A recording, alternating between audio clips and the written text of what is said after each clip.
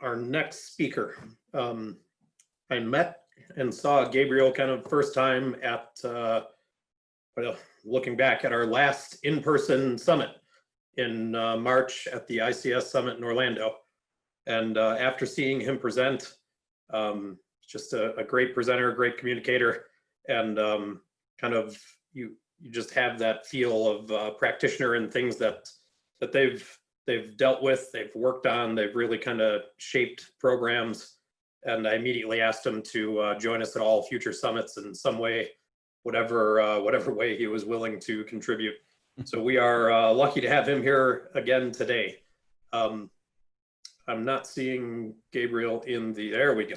So Gabriel is a senior consultant working in Mandiant's security consulting services practice, focusing on cybersecurity for industrial control systems and critical infrastructure. And this is where Gabriel's background begins to become very important. So he was previously an electrical engineer in the automotive sector, and he transitioned to that security field shortly after the outbreak of the Stuxnet worm, where his commercial nuclear plant environment went through a dramatic transformation. So a background within nuclear, electrical engineering, automotive industry, currently working within kind of a senior consultant for Mandiant, working and focusing kind of an industrial control system space, just a tremendous amount of field experience and value that he brings to the table. In addition, as we've sort of noted on a number of different speakers, there's this amazing superhero component as well. As a member of the Michigan Cyber Civilian Corps, he is kind of a group of trained civilian technical experts that individually volunteer to provide rapid response assistance to the state of Michigan, where he calls home in the event of critical cybersecurity incidents. I think you will find this a lot amongst the industrial control system community, just the number of people that are very mission focused and kind of moving beyond traditional job roles and into ways that they can just help in any way possible. And it's really what drives them towards critical infrastructure and industrial control system cybersecurity. So with that, Gabriel, we are all anxious to hear your talk on OT incident response. So thanks again for joining us, sir. Awesome. Yeah, thank you for the introduction. And kind of even towards the first time that we met, Tim, I know that you're very conscious of how you pronounce people's names, right? You really want to get people's names right. And I remember, I think I just had you cracking up laughing before my initial presentation where, so a little bit about myself. My father is from Nigeria and my mother is from America.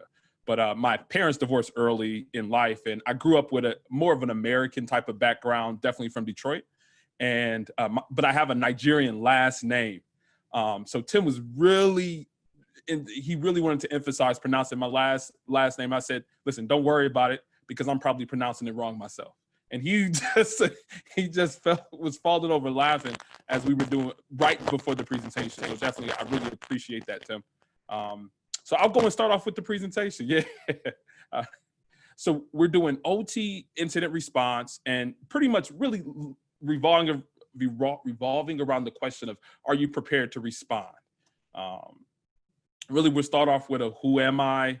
We'll get into the OT incident response preface, just really laying out a foundation for where we currently are and where we're looking at going. Then we'll look at some OT incident response, what we have seen. We'll go over a couple of use cases.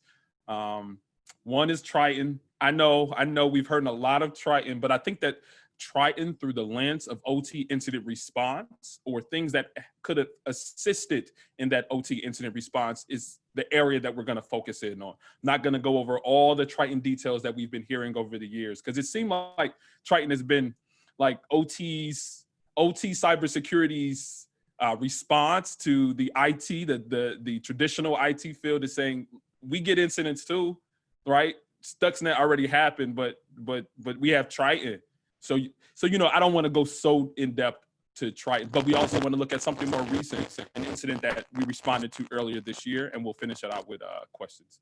And it's so different kind of presenting because I'm not able to read the room with the 100 and so people who are here, but hopefully you're following along with me. So starting off with the who am I? My name is Gabriel Agboruche, as I mentioned. been through several SANS certifications, the GICSP, the GSLC, the GNFFA, and currently I work as a senior consultant with Mandiant FireEye. And just like it said before, Stuxnet has changed my life, right? Growing up in Detroit, Michigan, on the west side of Detroit, within the city, never would have thought that I would have ended up in the position in my career that I'm at now. A lot of what was seen as engineering in Michigan, especially Detroit, was automotive. Automotive was the foundation. If you went to school for electrical or mechanical engineering, you'll end up in a Ford, Chrysler, or GM plant. So really, Stuxnet has changed my life. I'm not saying for everybody for the better, but it definitely has changed mine as it concerns a career trajectory. On the left there, you can see some of my background and contact information.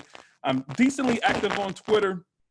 It's been hard lately, right? With so much happening with COVID and so much work to be done that I've been less active, but I promise that if you guys follow, I'll get back to it. I promise I'll get back to it. And I also have like a small little podcast. It's called ICS with Gabe, where I talk about cybersecurity information and kind of discussion topics. I have some information on there about industrial control system certifications, not only the ones from SANS, but even ones on outside of that. And even did an interview with and a past Israeli military, believe his title was like a commander.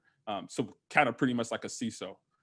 Anyway, kind of looking at the picture, right? You see at the top left, for nuclear, that's pretty much what you have seen, right? Nuclear has definitely been seen in the Simpsons and in I guess popular media as something that, you know, nuclear operators have been irresponsible, and pretty much Homer Simpson exemplifies that. And they're at the nuclear power plant at Springfield. But moving forward, this is me. This is really, this is somewhere around 2013 or 14. I couldn't nail down the date, but even that comparison, right? That there and then here. And I'm the guy all the way to the left. I think I stand out a bit.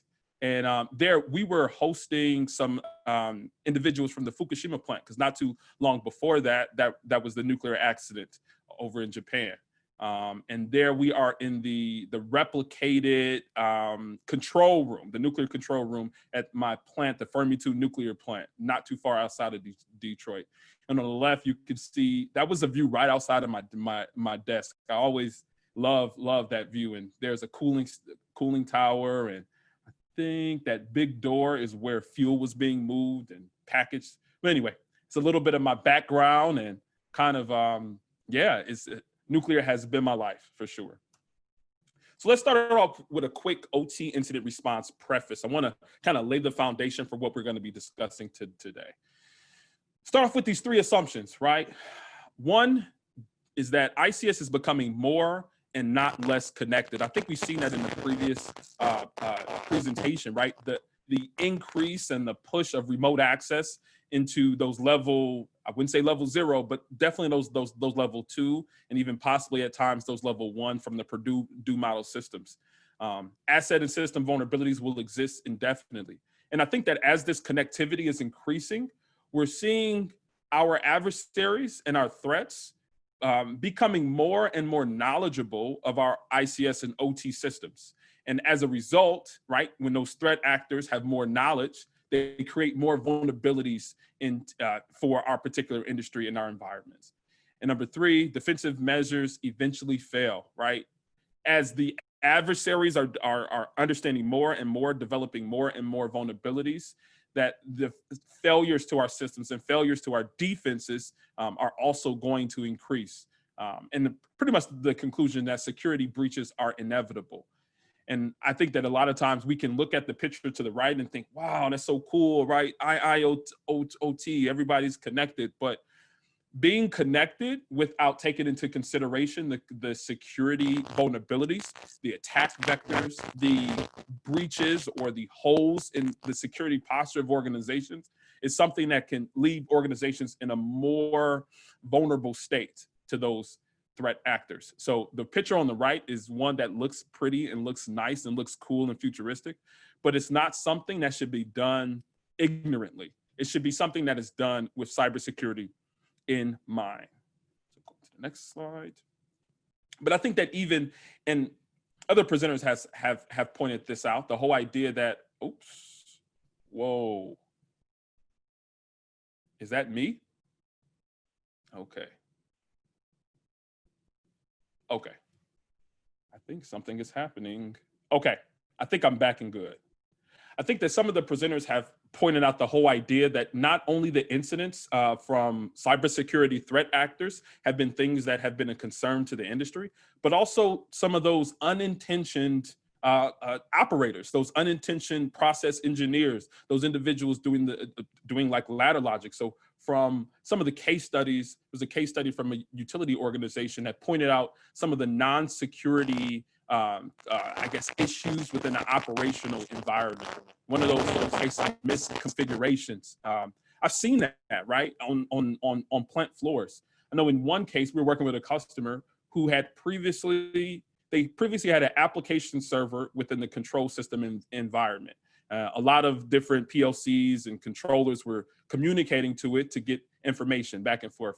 But that application server was taken out of service, but yet when we looked at a network packet capture, we still saw that those devices were still trying to reach out to a phantom application server. So there were all these retransmissions and retransmissions that we really didn't know what it was until the organization said, "Oh yeah, that's not there anymore." The configuration had changed for that particular environment. So that's something that happens. And again, not intention, not something cybersecurity related, but definitely a misconfiguration. You can see firmware and hardware defects. How many times have we maybe downloaded a firmware version, tried to upload it to a device and it just didn't work? We have to upload the firmware multiple times in order for it to actually take root or take hold to that device.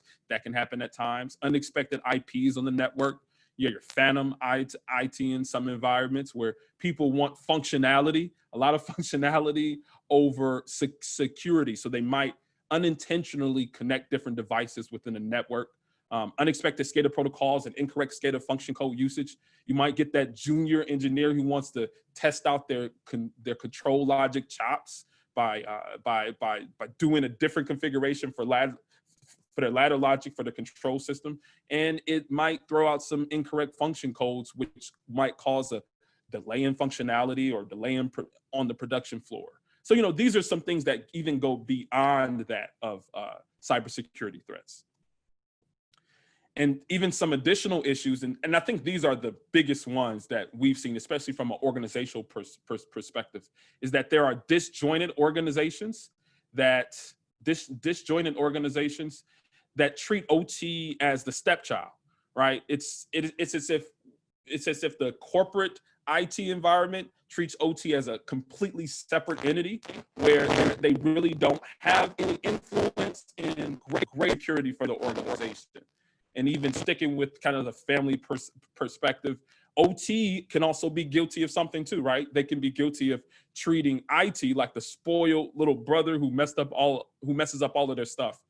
Even I think this week, I've been working with an OT customer, and they've been communicating that, hey, IT wants to put host-based antivirus on all of their control HMIs in their environment.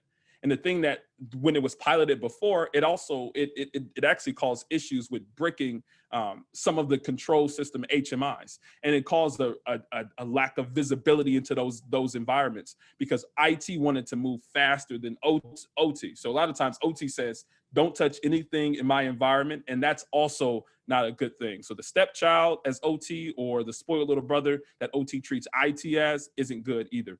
But generally, overall, it's just a lack of preparedness to respond to OT incidents, right? When there's that disjointedness within an organization, it does not allow for, if an incident does happen, whether it originates in the OT environment or the IT environment, both parties need to come together in order to respond. And I think that's the biggest issue there.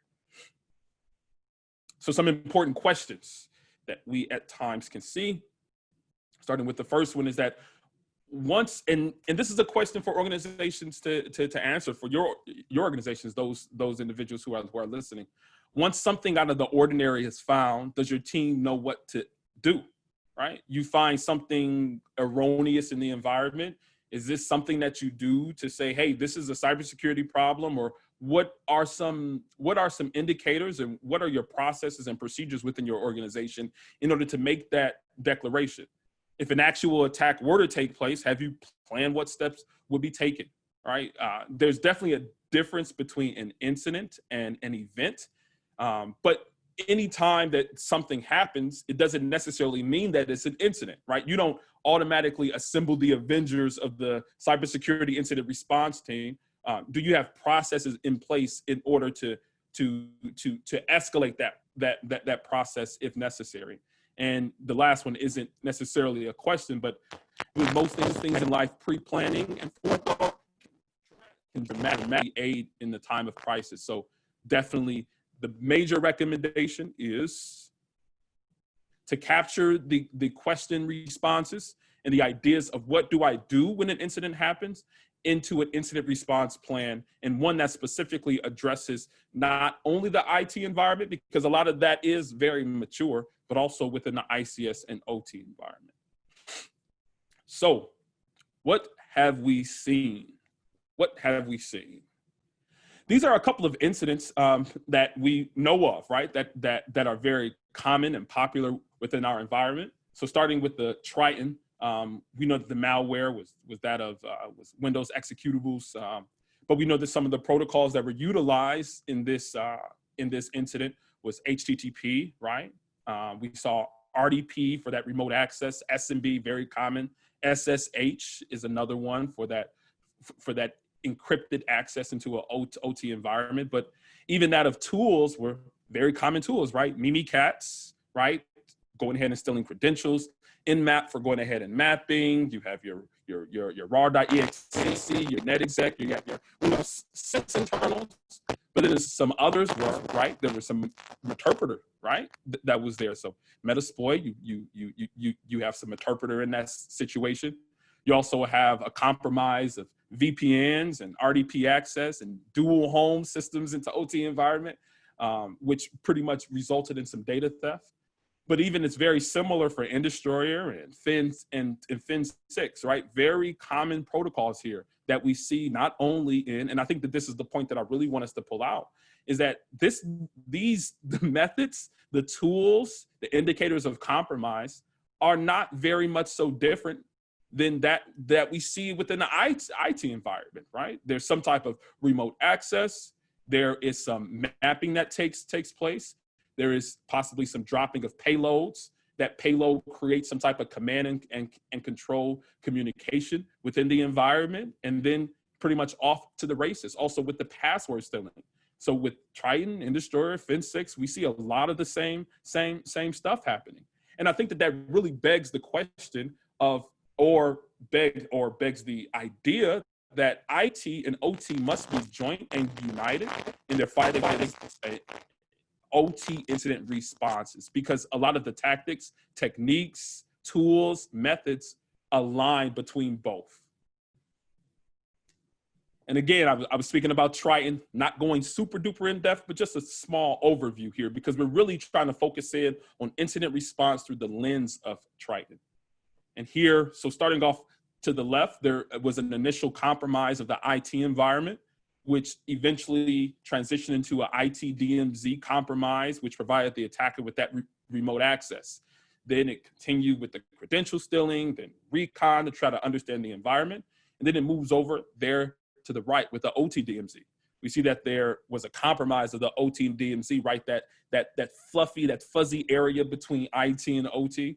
And that allowed the attackers and to be able to pivot into what you call your OT environment, right? They were able to get into the DCS, right? The distributed control systems and the SIS, right? And that allowed them, bottom left, the attacker first compromised the DCS systems. And for some DCS systems, and I know like with Emerson, a lot of the infrastructure with it is like a Windows environment. They use Active Directory, Windows Active Directory. in order to configure that DCS environment. And then eventually it got into the SIS, the safety and instrumented systems with the Triconics. So that's kind of just an overview, but we see that really that attack, it started from the IT environment and it transitioned all the way down into the OT system. Again, and this is, if you don't get anything else from this, is that there just needs to be a joint effort in being able to respond to incidents for OT between IT and the OT environments or OT organizations. So wanted to pull out something as it concerns one thing that would have greatly assisted in dealing with Triton through an incident response perspective. And maybe this is something that you can glean for your own environments. And it really starts off with that idea of the necessity of network, just moving a couple of things, network and log monitoring in the environment. One thing that was seen was that antivirus and application whitelisting logs were not monitored, right? So there were particular applications that were able to execute on disk within the environment that were monitoring taking place, then it would have been able to be seen. So one of the tools earlier that I mentioned was that of Mimikatz. Mimikatz, if it executes on this, most antivirus, pretty much all antivirus solutions would be able to pick up Mimikatz in that particular activity. So it's not even necessarily just the fact that they got in, it's that particular detection mechanism that was not in place. Then there was that remote connectivity sessions were present at non-standard times and between unusual host pairs. So again, having that monitoring, that log monitoring, that network monitoring in the environment would have helped with that. So for people who have seen OT PCAPs or network traffic, you would know that most of the communications in that environment, most of it is not encrypted. Most of it is just very much so plain text. So if there was some type of monitoring happening there, that those encrypted traffic through the VPN, through the remote desktop, or through SSH, if you saw some of that encrypted traffic within that environment, that would have given an indication that, hey, something funny is happening here. And continuing, it says network traffic monitoring and baselining would have discovered large amount of data being transferred to or from edge workstations and controller. So even like there's functionality within Wireshark where if you're looking at a particular packet capture, you can see the graphing, the input and output graphing of what's happening in that environment. So you would have definitely seen spikes if there was monitoring happening in that environment, even just from an easy visual perspective. And the last point is that even though encrypted with SSH, lateral and C2 traffic would have been seen. So these are just items that would be very helpful in any incident response. And these are right? You can do this before an incident.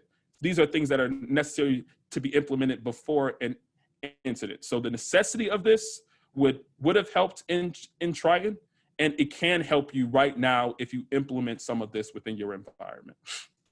So the next one, let me go to the next one. Okay, so this is just a little bit more of that Purdue model and going over some of those logs that would be important to be collected and network and log monitoring. So that of firewall logs, that will give you a better understanding of your your access into your environment. A lot of times what happens is that with some devices and with some vendors, they might have a persistent connection within your OT environment for being able to service some of your devices like generators or controllers. So I know that sometimes that's a persistent access. So firewall logs will really point out if there were like these intermittent and weird type of login sessions. So that would be something that would be important to collect. Even that of session data between different applications, you would be able to pick up some of that information if you establish some sensors in that environment. Network intrusion detection systems, host intrusion detection system logs, and even sometimes if you're in a very critical area or a very critical system, you might even want to capture a full packet capture if you see that risk is something that is very high in that environment. And if it's something that's very critical to your process. Full packet captures can be large, so it's not a whole environment, whole IT system capture, but it might be important for some of those very critical systems. And then Windows logs and sys and sys logs, definitely Windows logs for distributed control systems. A lot of times you can pick that up. Even sys log, where a lot of PLCs and controllers have that sys log capability enabled. But even SNMP is something that can be implemented too, or captured, can give you an idea of that CPU percentage uses. And also alerts from security agents. So for some devices like engineering workstations and human machine interfaces, you might want to have some host level antivirus, or you might not. But if you do desire to have it there, capturing those logs or doing some type of regularly scheduled type of evaluation of hey, what's going on in my environment will be very helpful. Okay, this one. For those who came to the ICS Summit back in March, the one that we had back in March, this was one that I had presented on. And if you guys see to the very bottom right of the screen, what is that date?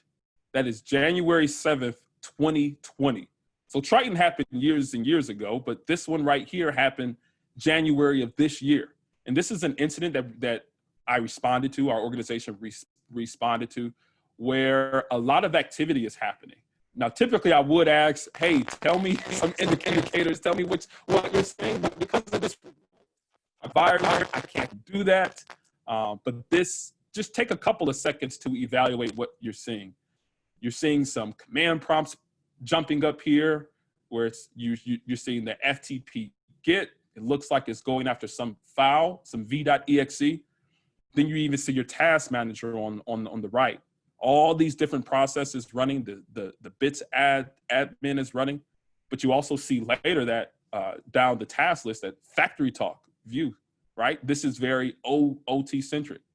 Then you see HMI in the back, right? You see an HMI in the back, and logics, right? Control logics is right there at the bottom. So what this was, what we have seen, and this is one that we coined internally, and we call it Nearmiss. This was an incident that we responded to, and pretty much what it was is that it was an attempted ransomware deployment on an OT network. What happened was that the attack vector into the OT environment was an internet accessible Windows 7 laptop functioning as an HMI. How many of those have you guys seen before? Right? Because what happened was that there was actually an update that needed, and let me give a brief explanation. So it's the laptop, Windows 7 laptop HMI, dumb switch, and that connected to a PLC that controlled a bridge in the major city, pretty much a bridge, right? So we're seeing the severity and the criticality of this type of incident, and the fact that ransomware was able to get on this Windows 7 HMI really was troubling. So continually moving, the threat actor was able to compromise the machine by successfully authenticating using a remote desktop utility named TinyVNC, because this Windows 7 HMI just overnight actually had connected to the internet in order to download and update for that HMI software on the machine. And then they came back to this. So after gaining access to the HMI laptop, the threat actor attempted to download a payload by using FTP. We saw some PowerShell, and also that Windows background intelligent transfer service, the bitch job. And luckily, and that's why it's called near miss, is that it was an unsuccessful attempt by the threat actor. So that's a good thing. But what could we have learned from this particular thing? And I think I want to point out some things that we were able to do when we came on site, when we got on the plane and went on site, and really wanted to evaluate what was the effect on the PLC that controlled that critical system. So I think there's some things that you can also implement, and this goes back into preparing for your OT incident response, are looking at the PLC and really doing incident response on PLCs. So starting off from the right, and that might be more common, right? Things that we already know, right? Looking at the system time and date, these are the things that you want to take into account. Looking at the running configuration, including user accounts, how many users are on this machine, when were they accessed, how were they accessed, was it was it a known user, right? Last known good configuration was one of the biggest things that we wanted to understand, because I think someone mentioned in their earlier presentation, as it concerns dealing with incident response, especially in OT environments, you want backups. You want hot backups, things that can literally go from whatever storage facility or test environment into the field, so that you're able to have continuous that your operation isn't affected, and your availability of service isn't affected due to incident. So having that backup is really important. But even looking at that last known configuration, I think the particular PLC vendor, they had a small program that allowed us to compare what the last known good was with what the current configuration was on that device. But even looking at the real-time operating system versions, right? Was this changed? Running firmware or approved firmware. I know with a lot of these different devices, with controllers and PLCs and different devices, a lot of times when you're interacting and uploading or updating the firmware, sometimes you can just place a USB stick into those devices, and that'll cause an update of the firmware to like progress. Or sometimes you might access a web application or some type of web server that just pretty much gives you like the same upload functionality that comes from that of, say for instance, you need to upload your resume to a website, right? It's the same thing. A lot of times, most of this firmware or this cruddy firmware isn't like a targeted thing, but at worst, it can brick a control system access. Some other things from a digital evaluation you might want to look at for a PLC is looking at the CPU usage, the memory usage, and the RAM. Running processes or active ports, or there are, of course, a lot of times they're serial, Ethernet or USB. But even looking at those logs, right, that we mentioned earlier, maybe something as it concerns sys log. You also want to do a memory dump and evaluation of that device, right? These are some things that are important for capability when you come inside of an incident response for an OT system. But even looking at the physical, because I think that's something that's very much so underrated, right? Exact locations of where those devices are and the device descriptions. Knowing where that cabinet is, knowing where those systems actually are in the field will give some indication of, hey, what could have happened that caused a compromise to this system. Identifying information like manufacturing number, serial number, part number, all that is very important. Also connections too, right? Because sometimes you can put these devices in the field, but there aren't any like port blockers, digital or physical port blockers on these devices, where if anyone is there, right, say for instance, it's a vendor, a third-party vendor, they can just walk right up and plug right up into the device. And a lot of times these cabinets, and I was at a customer site this week, the cabinets aren't locked. If you can make it past the physical security layers, then you pretty much have access into the gushy middle of the OT control systems.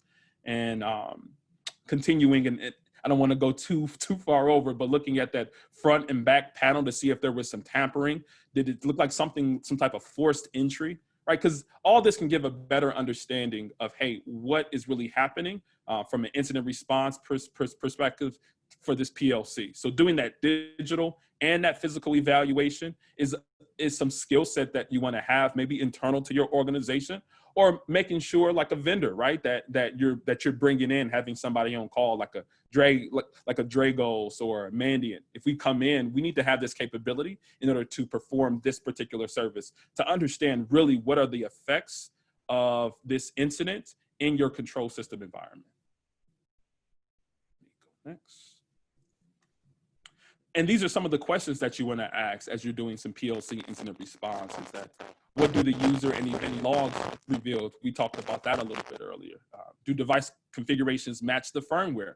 Is the firmware approved, right? Because sometimes people can upload wrong firmware or wrong configurations. And it could, a lot of times it does fail in a safe state. A lot of devices do, but it could fail in a state where it allows other attack vectors to open. It could open ports, or, you know, just cause some type of unintended action to that particular device if you upload some funny firmware.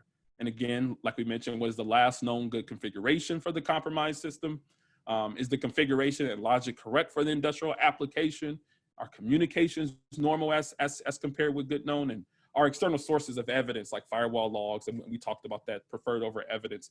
And you really want to be able to ask these questions, understand what the answers are, and understand what internal type of capability do you need in your organization or in a responding organization to be able to answer these questions and to properly respond to OT incidents. So the quick and dirty, and I'm closing out here, so my last slide is pretty much get everyone on the same page. IT, OT need to be together in order to understand what are the implications for incident response for OT systems, stakeholders, process procedures, and methodologies. Document your planning process and the incident response plan. All of these different questions that were asked, like what do you do when an incident happens, or hey, who do you talk to, or what is the escalation path? What is necessary for your cybersecurity incident response team to come together? Do you have individuals or groups on call? All this needs to be documented and put into an incident response plan. Consider real world implications.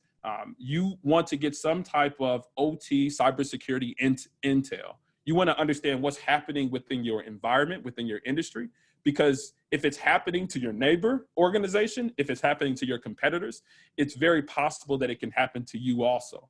And you want to train, you want to test, and you want to improve, and don't wait for an incident to plan what happens during an incident.